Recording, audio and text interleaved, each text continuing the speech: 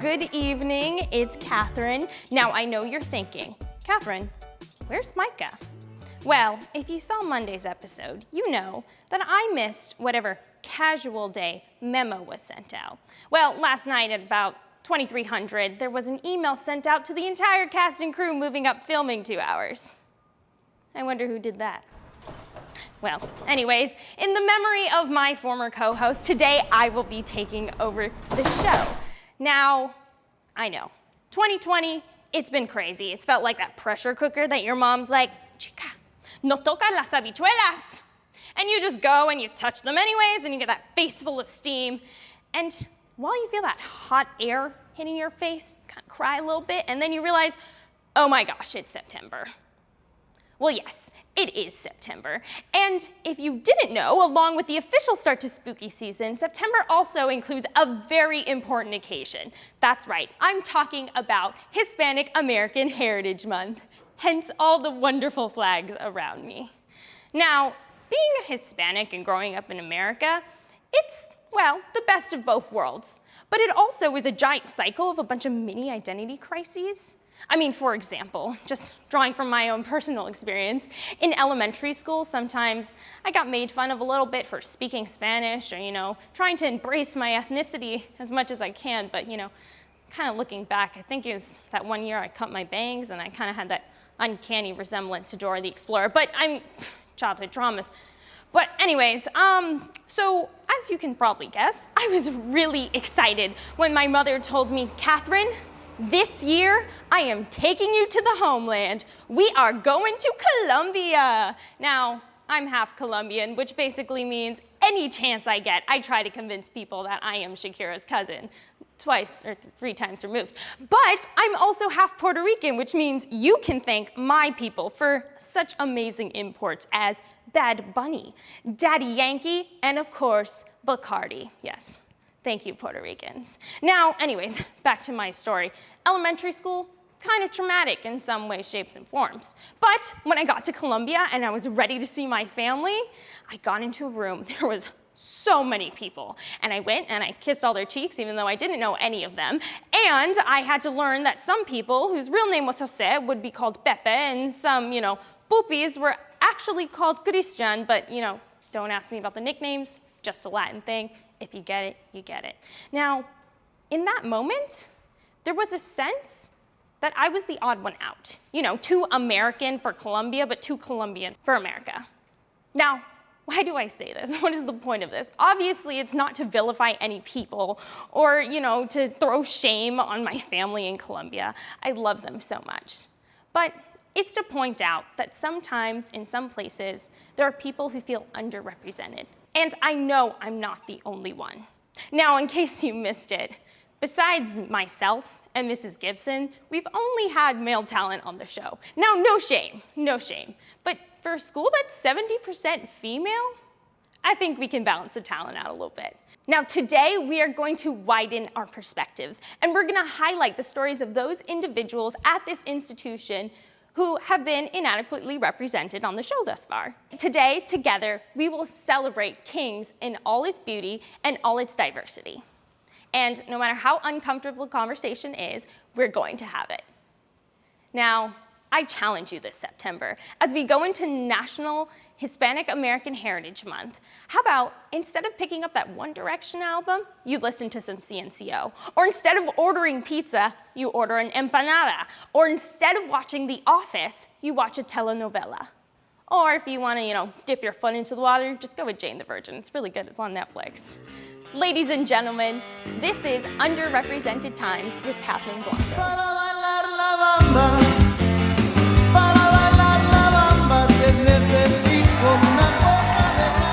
Hi guys, welcome to today's interview/segment. Today we are here with none other than Dr. Kimberly Reeve. Yes, claps all around. And Andrea Lopez. Andrea is our Director of Student Services, which I love the description on this because it says, Andrea ensures campus advertising, campus-wide communication, and services provided to students, staff, and faculty to operate like a well-oiled machine, and that she does. And prior to her time at King's, she also graduated with politics, philosophy, and economics from King's, and then worked at Redeemer as a special events manager, specifically with Redeemer with the City to City. And one of my personal favorite things that I found out yesterday, she also was an assistant operations director for the Luis Palau Association. And if you are Latino and if you grew up in an evangelical family, you know who Luis Palau is and you know how cool that is. Amazing. And then, like I said, we're here also with Dr. Kimberly Reeve, Associate Professor of Business, the Chair of the Business and Finance Program, and Associate Dean of Academic Affairs. So much. Not to mention, she also has a PhD in International Business. And if you didn't know, she got a degree in French. Wow. So don't freak out. Don't freak out if you don't know what's happening in your first couple weeks of school, guys. It's okay. Great. Just some other things that she's also done. She serves on the board of the Jeanette Rankin Scholarship Foundation and chair of Diversity and Inclusion Committee at ISM. And and is a global graduate from business school. Wow. That's amazing. Wow. Yeah, sure. So I got my PhD at ISM. It's a graduate business school in Paris. And I really was interested in going there because I actually got a graduate certificate at NYU and just loved the opportunity to learn from people who didn't look like me. So I really was looking for an international experience, and that was amazing.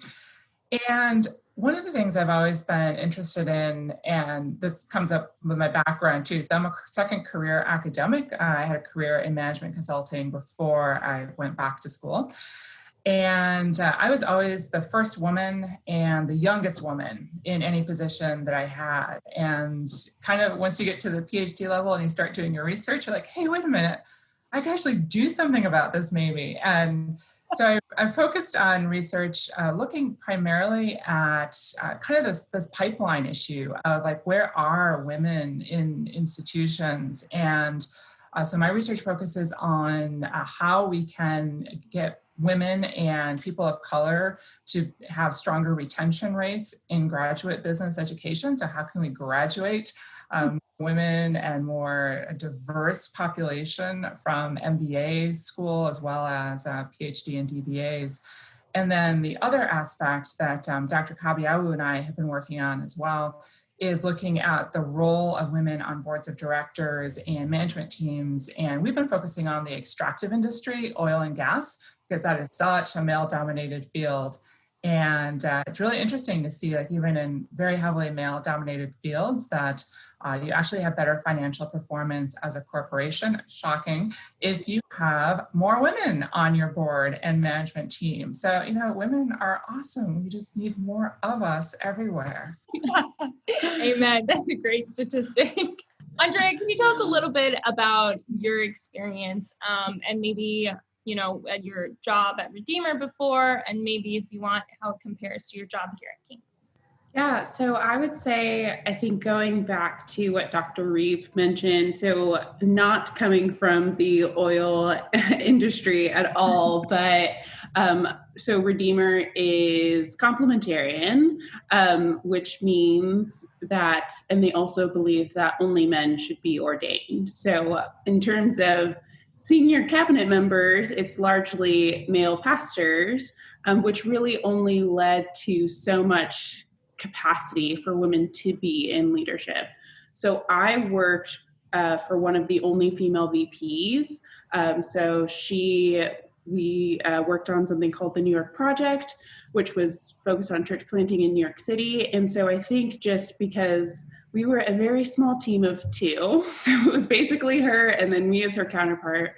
But I think just having walked alongside of her through kind of her battle within Redeemer, and I think having to have such a heavy burden because she was pretty much one of the only female women in leadership, but then at the same time, she was very, very vocal. So if anyone is wondering when I became so vocal, it's probably after working for her. I think she just empowered me in a way that I really hadn't had mentorship in the same way.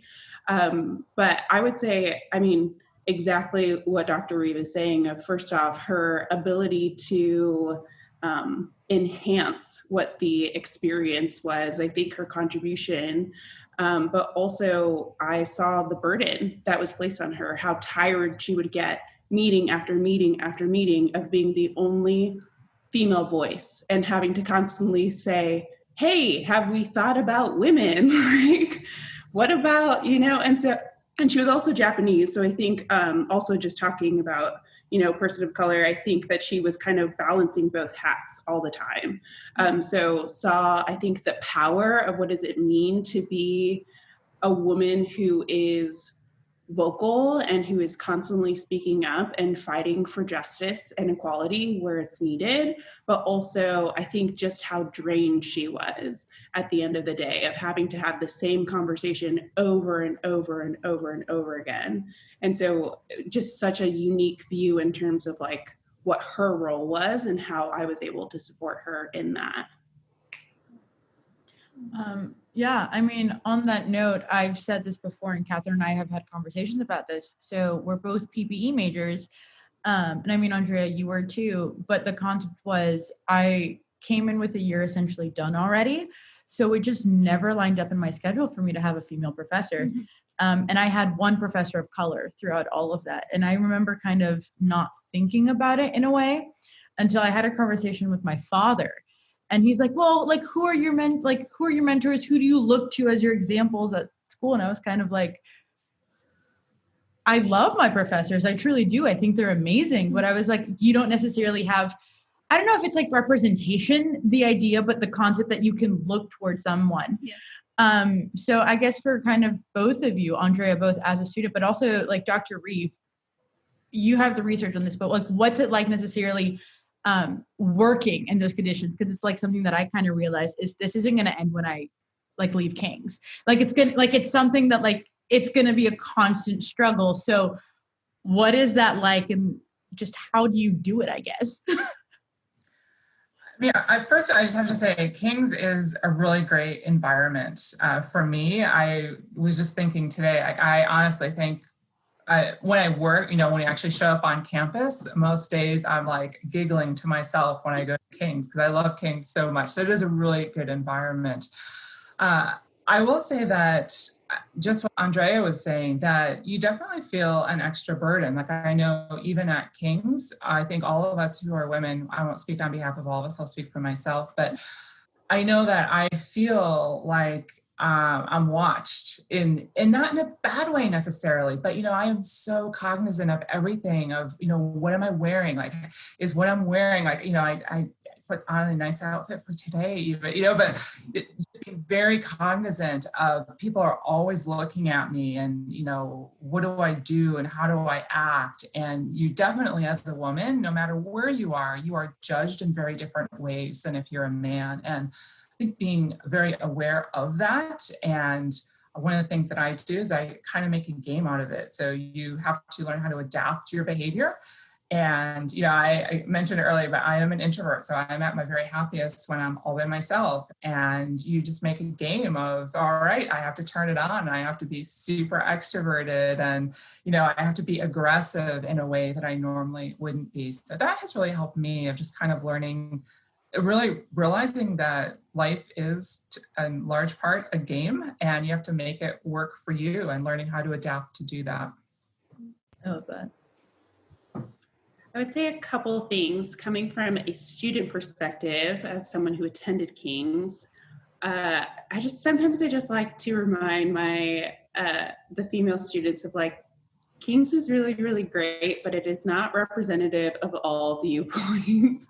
And I think sometimes that just needs to be reminded, right? I think one of the things I'm so grateful for in terms of working at Redeemer is what does it look like to view Christianity and still fully understand my role as a woman, and not necessarily like carrying as much baggage as I had from the church history that I had attended before, which I think kind of put me more into a specific box in terms of, which, you know, if you're a woman watching this, like, I'm pretty sure you know what box I'm saying, of like reading scripture a certain way, or there's, you know, there are roles that are assigned to women, and that's kind of the only place that you can stay at. And I definitely, you know, Kings of when I attended, I think that was not necessarily the norm, but it wasn't uncommon. And so that was a huge, is not something that I had necessarily always believed in. And so I kind of came like head to head with some people. So I think just understanding and kind of leaving King's, working for as major of a Christian institution as Redeemer is, and fully understanding of like, oh, there is a way to view the compatibility of scripture and Christianity with what I also inherently believe to be true, but wasn't necessarily told to be. Yeah, I guess this is kind of going back to just the larger topic of diversity in communities or any institution. Why do you guys think that diversity is so important in, like, say, context of a college campus or a business, or like Dr. Reeve talking about the oil companies, things like that? Why should we care about it? Yeah, I think there are two main reasons. First of all, diversity is super important because it forces us to be empathetic listeners and to hear and believe people's stories and experiences that are different than ours. And I think we often really underestimate that. Like, we are human creatures, birds of a feather flock together. We like to be with people who look like us and act like us. And when we're not, it forces us to be different people. So first of all, I think it makes us better humans, better Christians, that we can be empathetic listeners. And second, you just learn so much more, like just having the different perspectives and realizing that everyone comes in with, you know, different culture and different values and different heritage. And that can just make you such a richer person and a lot less boring, I think. So yeah, I always highly value diversity of opinion. Well, thank you both for being part of this conversation. I know, like we mentioned, these aren't always the easiest topics to talk about, but I think they're important. And I'm glad that King's provides an opportunity for us to actually like sit down and have these honest conversations and talk about these things. I guess to close, just any final nuggets of wisdom or bits of advice that you'd like to give everyone about, you know, life in general, about diversity, whatever you like. Give you an opportunity. Yeah, I'll just say, just from a female perspective, one thing, King's is majority female, and I always laugh because the folks who tend to, like, you know, come barreling into my office at any time to be like, hey, I have some questions. It's always the guys, and I love that. But women tend to be a bit more reserved. And so I would just encourage all of us to be bold, you know, to ask for what you want, to make yourself known in the class. I remember my first job, and again, this is not how I'm naturally wired, but I'm like, you know what? No one knows who I am. So that means I have to show up at a meeting and I have to have something to say. So I would literally spend the night before trying to think of, well, what am I going to say? You know, here I am, like, you know, this 2 weeks into my job, what do I have to say, right? But I would make sure that I had a relevant point to share so people got used to hearing my voice at the table. And so sometimes we have to force ourselves into uncomfortable situations, but the good news is that when you do that enough, it starts to become really comfortable and it makes you a better person. I think just to acknowledge of, you know, whether you are coming from a more diverse background and you step into King's and you're kind of questioning, where are my people at? I think broaden your perspective to New York City as a whole, because there are so much various expressions of cultures and neighborhoods and food and music. And granted, we're in COVID right now, so I'm not totally certain how much of that is as relevant, but I think, or whether you're coming from a a background in which everybody was more similar to you, then branch out. Like, view New York City as an opportunity to start exploring some of the things that you didn't have an opportunity to from your hometown.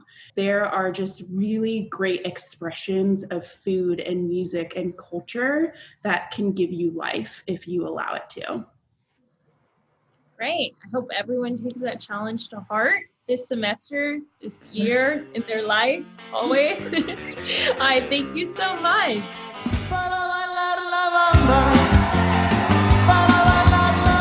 And now, ladies and gentlemen, please enjoy the final Doc's Daily Dose and Dear Dr. Johnson. Oh my gosh, he's behind me. If I don't move, I'm invisible. Hi, Dr. Johnson back with you again to give you some advice, the best advice you'll probably receive in quarantine from a professor with the last name of Johnson. Oh, good one out of the gates. Should I join the military? An unqualified no. How do I fix the leak in my bathroom ceiling? Well, if it's in your bathroom ceiling, chances are there's a bathroom right above you. So it's actually not your leak, it's your neighbor's leak. So you should go knock on the door and tell them to fix their bathroom. Okay, these are way more practical than I thought they would be. What do we got here? This is a good one, because it's actually a quote from The Office. Who do you think you are? What gives you the right? I know exactly the context of this question. Who do I think I am? I don't know who I think I am. I think I used to know who I thought I was up until a few years ago. But what gives me the right? The American people give me the right. A free republic.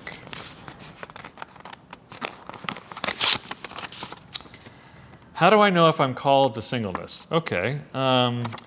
My former New Testament colleague here at the King's College, who now lives in Israel, Noel Rabinowitz, would always say, if you want to be intimate with somebody of the opposite sex, you're probably not called to singleness. That was his first clue.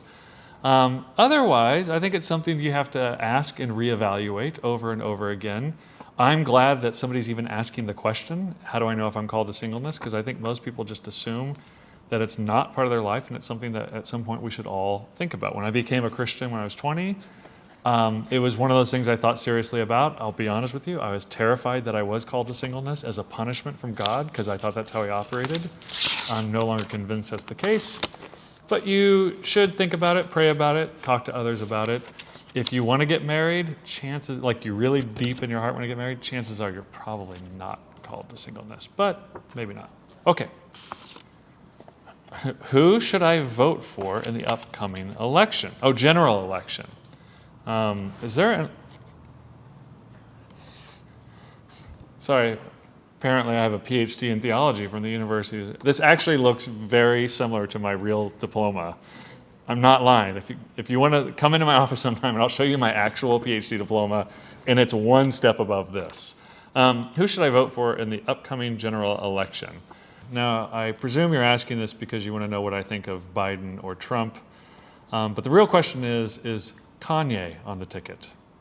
Friends, Doc here with your daily dose of insight and joy from the depths of my being to yours. Oh, isn't this exciting? I just love the idea of these magical little toys and instruments. Paired this together today with my Saint Tesla candle. Now perhaps you've been to the grocery store and seen candles of saints or something like that, but I was so intrigued. I'm a huge fan of Nikola Tesla. Why? Because he was a dreamer. And there's something to be said about having a good solid dream for yourself, whether it's for a fleeting moment or a lifetime. I think we're people that really thrive on dreams. I mean, after all, why did you come to New York City? Well, I mean, maybe you're here remotely, but you'll get here eventually. Everybody does. This is the great melting pot, my friends. And so eventually you'll join us. But whether you are joining us remotely today or you're just a few blocks away, don't forget to dream. These are the things that our hearts thrive upon. So anyway, Nikola Tesla. Lord, always think of him when you see the little old pigeons walking around. He loved his pigeons. Anyway, Another Doc's Daily Dose. Dream on. Well, ladies and gentlemen, thank you for joining us today on... Whoa! Sorry I'm late. Micah.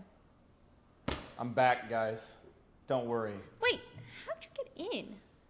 So, funny Did someone story. let him I got in? locked out. I don't know if you guys noticed that. But I was out and I was thinking of the song from Dear Evan Hansen, Waving Through a Window. And the opening lines of that song are, I've learned to slam on the brakes before I even turn the key. And I realized what I was doing is I was giving up too soon. I was putting brakes on myself before I had turned the key to exhaust all my possibilities of getting in. And although I don't want to reveal all of my secrets today, I will just say there are mysterious ways into this building, but they're only accessible to the very few who believe in themselves. Take that as a lesson. Well, thanks for being here for the end of the show. No problem. This Yeah. is awesome. I love what you've done Yeah, with the thank place. you. Thank you. Yeah, sorry I couldn't help you out today. I mean, No problem. I handled it. We're good. All right, thanks, guys, for watching tonight, and we will see you